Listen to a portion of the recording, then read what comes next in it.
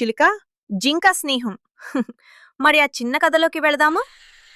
ఒక అడవిలో జింక, చిలుక మంచి స్నేహితులుగా ఉండేవి. ఒకరోజు ఒక వేటగాడు అడవిలో వల పన్నాడు. ఆహారం కోసం వెళ్తున్న జింక ఆ వలలో పడింది. జింకను భుజాన వేసుకుని వేటగాడు ఇంటికి బయలుదేరాడు.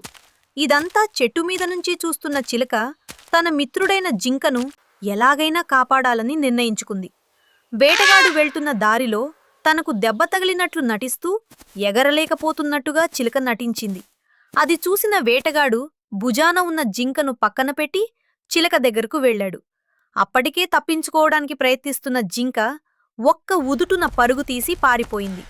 వేటగాడు పట్టుకునేలోపే చిలక కూడా రివ్వుమని ఎగిరిపోయింది. ఈ కథలోని నీతి: స్నేహమంటే అవసర సమయంలో తెలివితో, ధైర్యంతో ఒకరిని ఒకరు కాపాడుకోవడం. నా ఈ చిన్న కథ మీకు నచ్చితే ఒక లైక్ అండ్ సబ్స్క్రైబ్ చేయండి.